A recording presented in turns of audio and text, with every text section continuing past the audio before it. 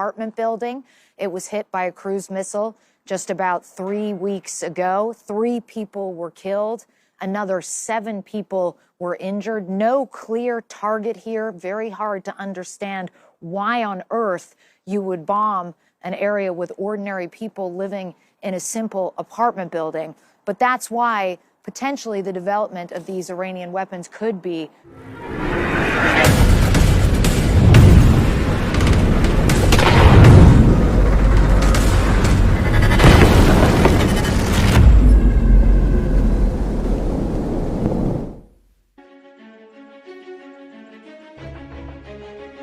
Iran is preparing to send additional weapons including ballistic missiles to Russia to use in Ukraine. Iran is preparing to send approximately 1,000 additional weapons, including surface-to-surface short-range ballistic missiles and more attack drones, to Russia to use in its war against Ukraine, officials from a Western country that closely monitors Iran's weapons program told CNN.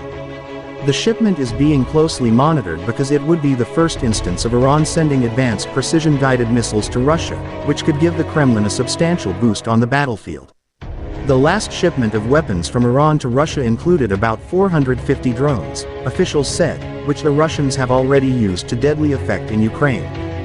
Ukrainian officials said last week that they have shot down more than 300 Iranian drones. This new expected shipment would mark a significant increase in Iranian support to Russia's war effort. While the precise timing of when the shipment will arrive in Russia is unclear, officials believe the weapons will definitely be delivered before the end of the year. Drones have played a significant role in the conflict since Russia launched its full-scale invasion of Ukraine in late February, but their use has increased since the summer, when the United States and Kyiv say Moscow acquired drones from Iran.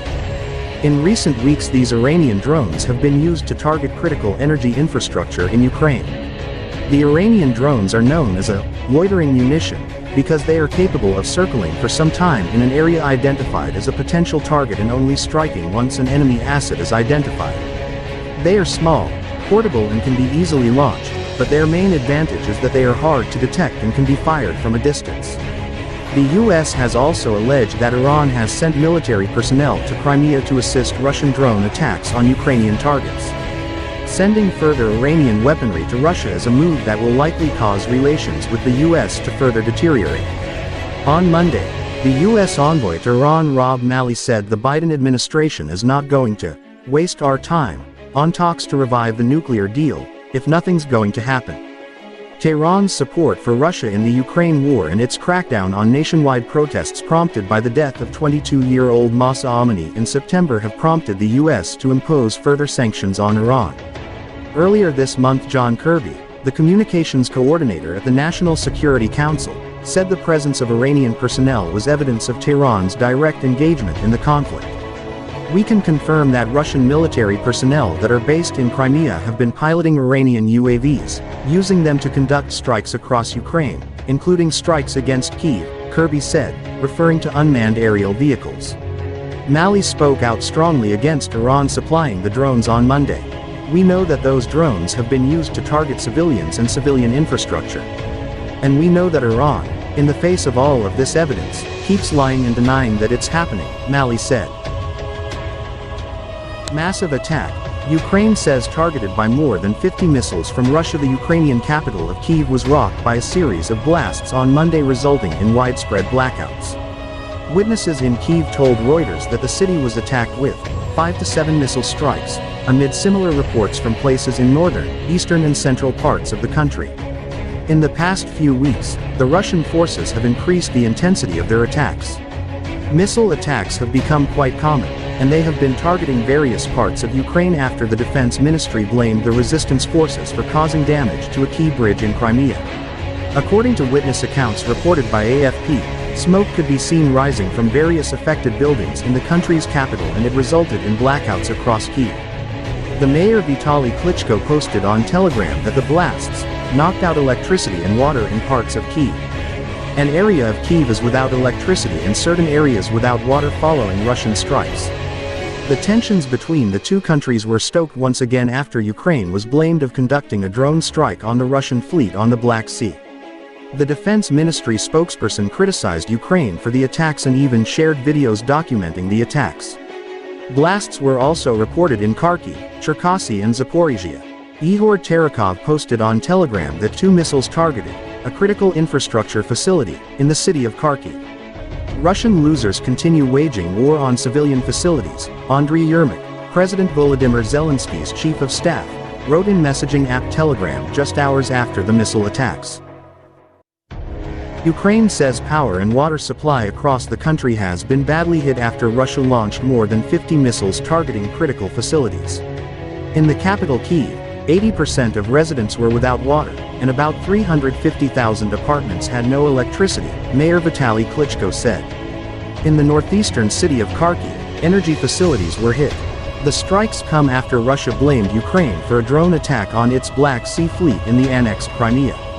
Mr. Klitschko reported water shortages in Kyiv after an energy facility near the city had been damaged in the Russian attack. He said the supply would be partially restored within 3 to 4 hours. He also said that engineers were urgently deployed to restore electricity supply. The city authorities said that in Kyiv itself, no hits were recorded, due to the effective work of the air defense forces. On Monday morning, missile strikes were also reported in the central Vinnytsia region, as well as Dnipropetrovsk and Zaporizhia in the southeast, and Lviv in western Ukraine. A facility at the Dnipro hydroelectric power plant in the Zaporizhia region was also reportedly hit. Overall, 18 facilities, most of them energy generated, were hit in 10 regions of Ukraine, Prime Minister Denis Shmyhal said, adding that hundreds of localities in 7 regions were left without power. It was not immediately known if there were any casualties. Residents in the regions under attack were urged to remain in shelters, amid fears more strikes could follow. They were also warned that emergency power outages were being rolled out across the country. In neighboring Moldova, the authorities reported that a missile shot down by Ukraine fell in the northern end of the town of Naslavsia, near the border with Ukraine. There were no reports of any casualties, but windows were smashed in several houses. Ukraine's Air Force spokesman Yuri Inat told Ukrainian TV that Russia had used its strategic bombers to carry out its massive strikes. Ukraine's military later said that 44 out of more than 50 X-101 and X-555 cruise missiles launched from Russia's Rostov region and also the Caspian Sea had been shot down. Ukrainian Foreign Minister Dmytro Kuleba said that, instead of fighting on the battlefield, Russia fights civilians. Russia has carried out several waves of deadly missile and drone attacks in recent weeks, reportedly destroying almost a third of Ukraine's power stations and other energy-generating facilities ahead of the cold winter period. Ukraine and its Western allies have repeatedly said that targeting civilian infrastructure amounted to war crimes. Russia has so far made no public comments on the reported latest strikes. On Saturday, one Russian warship was damaged in the port city of Sevastopol in a drone attack, the Russian Defense Ministry said. It also accused British specialists of having trained the Ukrainian